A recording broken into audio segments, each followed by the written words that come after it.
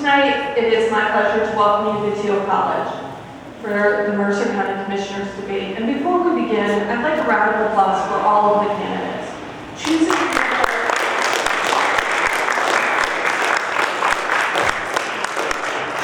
Choosing to be a part of an election process is an enormous commitment of both time and energy of all of these individuals and I'm sure their families.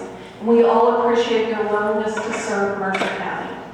We're going to do this debate in what's called a fishbowl style. So each candidate will pick a question out of the bowl. They will have 3 minutes to answer the question.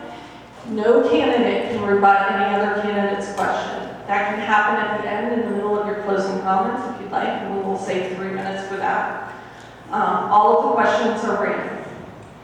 We will open with each candidate having 3 minutes to tell us a little bit about themselves. I will tell the candidates there's no benefit or there's no penalty for ending early.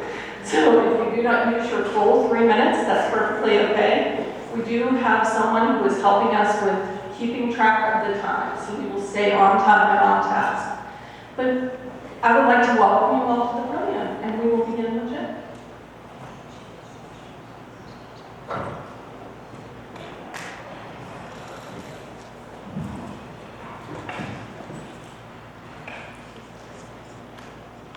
Good evening.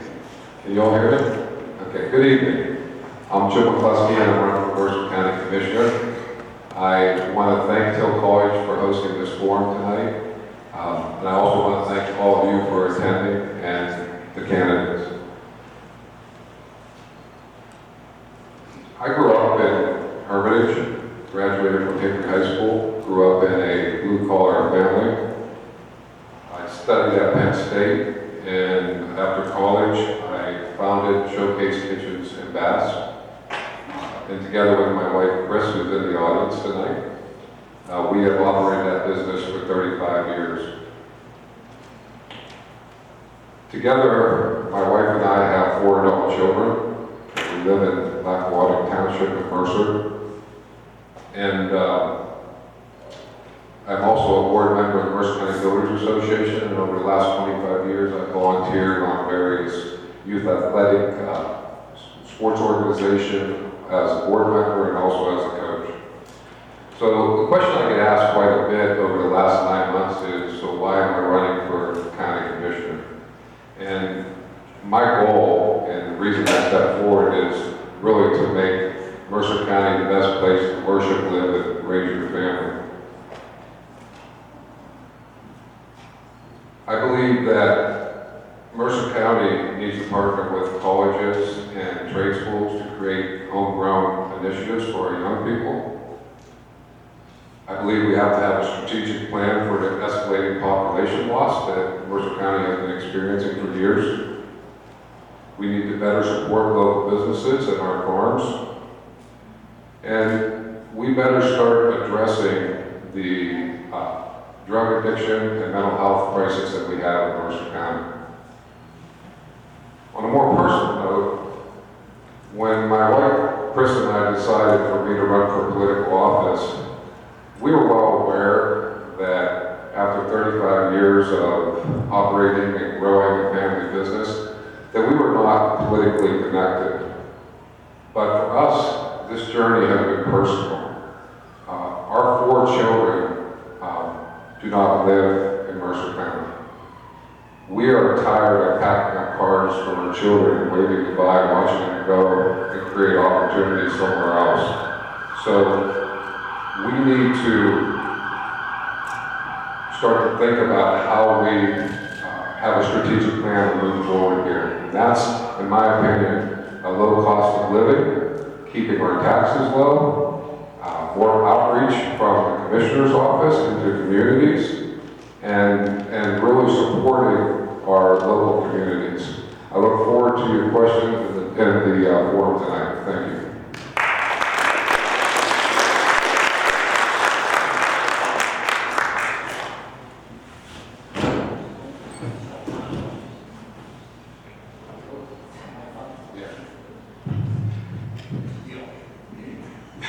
All right, that's something I can do now. Good evening, everyone. My name is Tim McGonigal, and I'm one of the Mercer County Commissioners.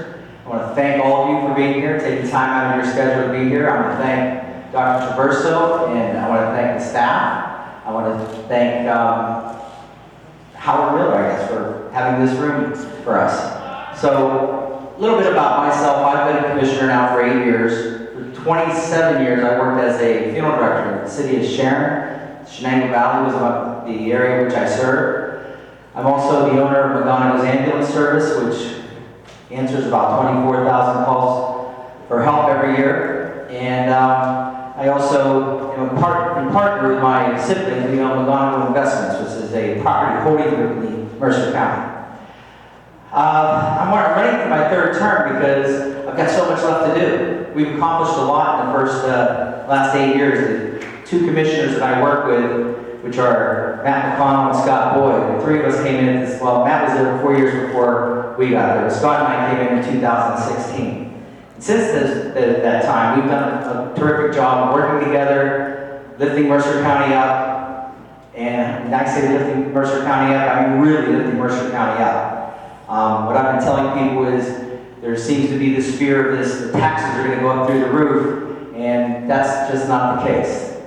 What the case is that Mercer County's books have never been better. We've worked hard at that. We've controlled spending. We've taken care of we've revamped our tax office. We've put in software. We've dealt with the problems. We've done judicial sales. We've got rid of the blight. And we're working on our community one day at a time, and it's working. The formula's there. We're doing terrific. Just to give you an idea, today we had our audit. And our audit for 2022 was extremely clean to the fact that we have close to $100 million in assets in Mercer County. And we have $20 million in our capital reserve fund. It's not all in the fund. We have $10 million we actually have invested to make money on the monies that we have in our reserves. So we're doing quite well in Mercer County. I see Jeannie Richardson's back there giving me the eye. She wants to make sure this is correct information. She was a treasurer, and she did a fantastic job while she was treasurer. She was part of our 8 years. So I guess the key is putting the right people in office for the right reasons. I didn't get into the position as commissioner to have a job. I got into the position to do a job, and we've done that. So I want to continue that. I want to be there to greet the two new commissioners that are coming in, and I think together we can keep this train on the right track.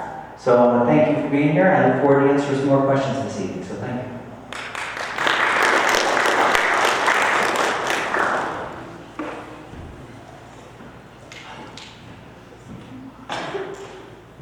Good evening. I'm Phil Finley. I'm running for Mercer County Commissioner. I'd like to start off by thanking everyone at Teal College, the faculty and students here, faculty and students here at the same time. It's very gracious to open up your facility for us. It's a beautiful place. A little warm, but we're making do. I like it. A little about myself. I was born in Grove City. I grew up in Mercer, graduated from Mercer High School. My parents met each other there. That's where they planted their roots, and I stuck around there. And a little bit like Jim mentioned, I think there's a lot of that that's not happening now. My wife and I were raising our 3 daughters, and they're talking of going to college and looking for jobs and spreading their wings, and it breaks my heart that they don't think of just planting their roots here and growing up in the county that I consider home. So I'm hoping to be able to convince them to find a way to plant their feet here, but it's bigger than just my family. I'd like to reach out to the entire county and encourage our young people to seek out the opportunities that are here. There's a lot of good opportunities, and I'd like to work as a commissioner to create even more opportunities that will enable our young folks to stay here and make this a place they can call home. It's no secret that we've had a declining population. It's the Rust Belt, that term everybody said it's starting to go away, but we still feel the effects from it here, and we need to turn that completely around. We've done a good job of slowing it. We need to get it turned around and moving forward in a positive direction. We have a lot of good things working for us. Our taxes are low. There's a great opportunity for people to be able to live here and make decent money and be able to live and provide for their families well, because the cost is going to be low. And there's great ways to travel to other areas if you want to on the East Coast. It's so nice that from Mercer, it's 6 hours of places you can be, have anything you can imagine within a 6-hour drive. So personally, I don't feel there's a need to leave and go anywhere else, regardless of what it is you may want to see in the world. Some other things about myself that I think would make me a good candidate. I've spent 2 terms on Mercer Borough Council, so I have an idea of what it's like to sit on a board and manage government on a local level. I'm hoping to take that experience to the courthouse and be mindful of the budget, because I think the most important thing that a commissioner can do is manage your tax dollars as though they were their own money, and be very frugal with them. I've also spent 30 years in the volunteer fire service, worked my way up to the position of fire chief, so I understand what it's like to manage a government organization and to keep the lights on and running things managed with inside the budget and what we have to work with to make things happen. Look forward to answering more questions as we go on through the night, and thank you.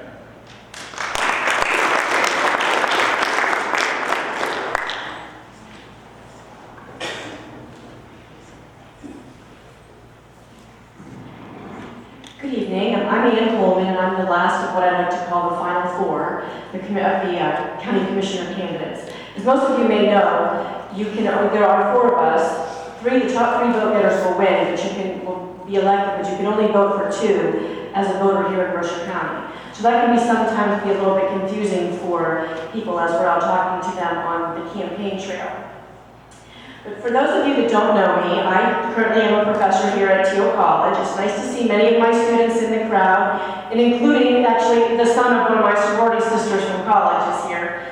No pressure, Max, too. I'll raise your hand back there. But so Teal is a great community, and it kind of reminds me a little bit of how Mercer County is. It's a great community. There are a lot of people here in Mercer County who want to do the right thing by the county, and that want to work together to serve the people here in the county. When I look around Mercer County, I see a lot of opportunity. I've had the chance to watch that opportunity from the front row as I worked in the public sector for the last 25 years and have worked for different elected officials. I worked for 2 members of Congress, the Pennsylvania Senate, and the Pennsylvania House. And those relationships and that experience have given me the chance to understand how people get along with each other or don't get along with each other, and how we need to improve cooperation and collaboration across our different levels of government here. Mercer County is a county of problem solvers. If we see a problem, we want to fix it. If someone's hungry, we want to feed them. If someone needs help, we're there to figure out a way to solve their problems for them. But I'm sure you'll all agree that one of the things that really helps Mercer County is if more people stay here in Mercer County. We need to make the best of our low cost of living, our good quality of life, our great schools. We have a lot of educational opportunities here in Mercer County, and we need to make sure that we keep advertising those and keep advertising our county as a good place to live, work, and raise your family. One of the big issues that we are talking about right now is the lack of affordable housing for people who want to stay in the community. So that is one of the things that's definitely on our to-do list for next year. But I appreciate the opportunity to talk to you guys this evening. It's nice to see some new people in the audience, and I really appreciate President Traverso, John Hauser, and Roberta Leonard for putting this together, and Roberta for spearheading the fishbowl idea of questions so we get a little more variety of information out. So thank you.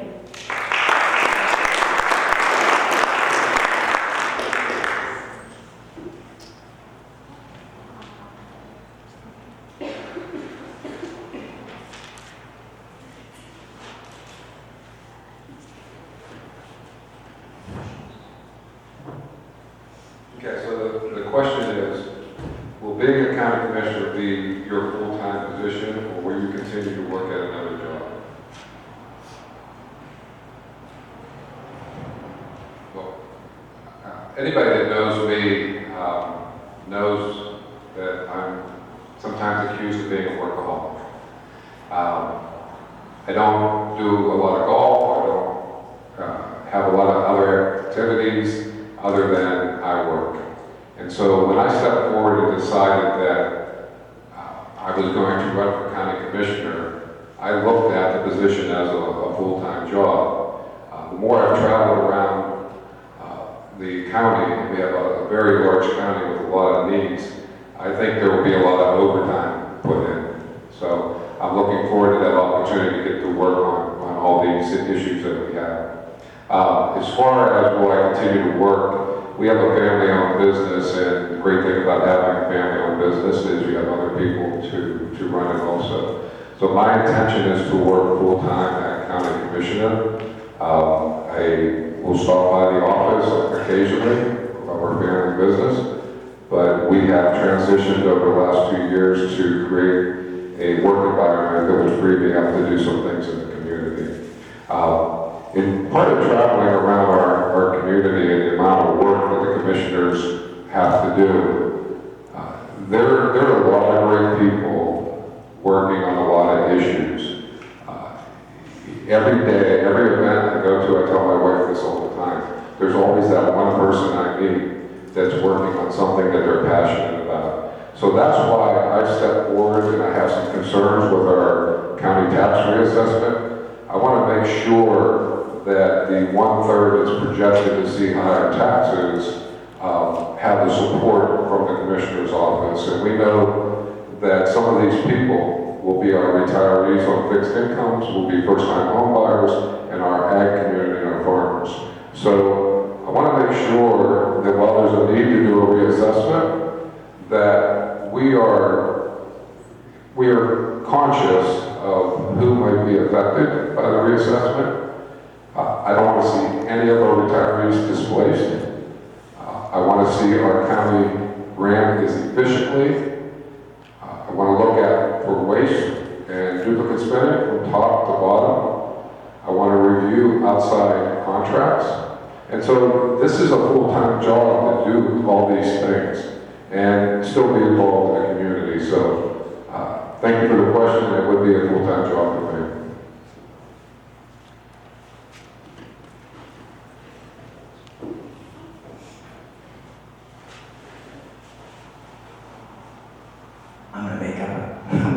I'm just going to make one up.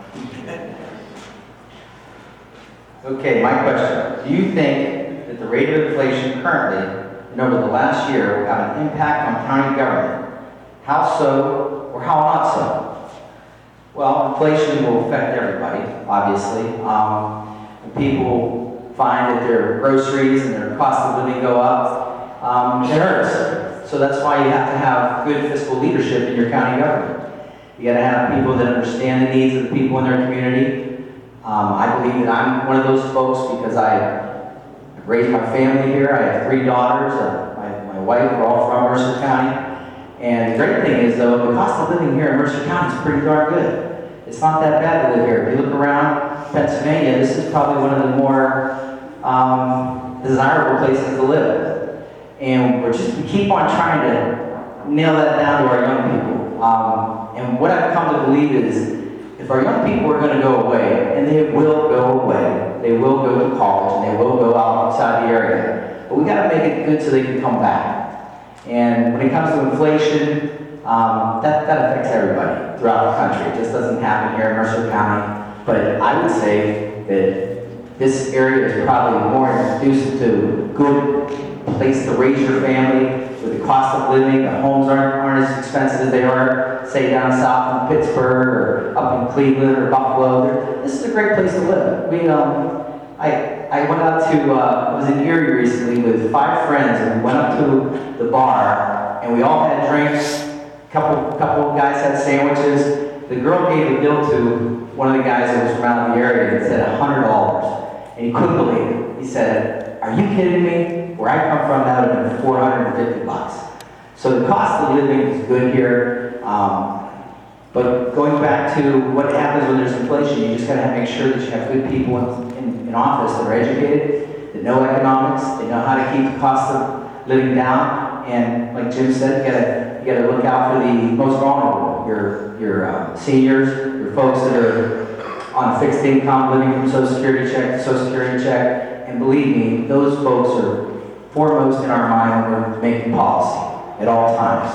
So I'll cut it short. I just think that that's probably the best answer to that is making sure you have the right people in office, know about inflation, and know how to cut the cost.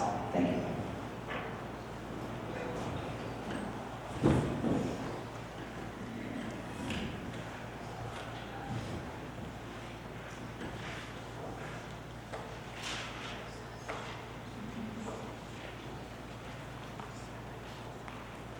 To what extent do you feel that the county government should be involved in public safety? So, with my background, there's been a lot of people, using the words, make sure you stay in your lane, because public safety in Pennsylvania is typically handled at the local level. And I think it's important. The most efficient form of government is the smallest form of government by far. They can attest to that being a township supervisor. But I think it's also important to look at things on a little bit bigger spectrum and make sure that we are working together from one municipality to the other to make sure that we're not duplicating services or that we don't have gaps in services. So I don't feel that it's the county's responsibility to handle public safety, but I think that their involvement could be influential and very impactful to the local municipalities. We can help guide them and reach for outside resources, whether it be from the state or federal partners, in helping to fund creative solutions. It's no secret, and can attest to this, ambulance reimbursement rates are terrible. It's very difficult for ambulance companies to operate at the levels that they are. In eastern Mercer County, one of the ambulance services has recently asked for public funding assistance to help offset their costs. There's a lot of people concerned about that. And I think that the best way we can address those is looking at it as a county as a whole. Though with that being said, I don't believe it should be under the county umbrella. I think it's maybe the job of the commissioners to work with the local officials to come up with a plan to provide the best coverage for the county with the least burden on the taxpayers. Thank you.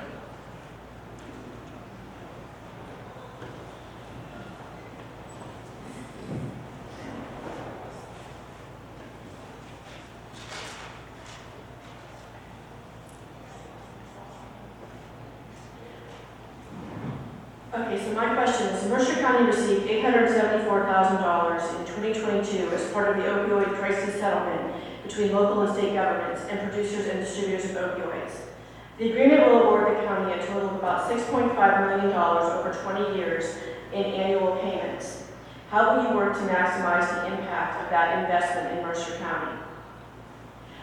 Well, fortunately or unfortunately, we have a lot of need for that opioid settlement money here in Mercer County.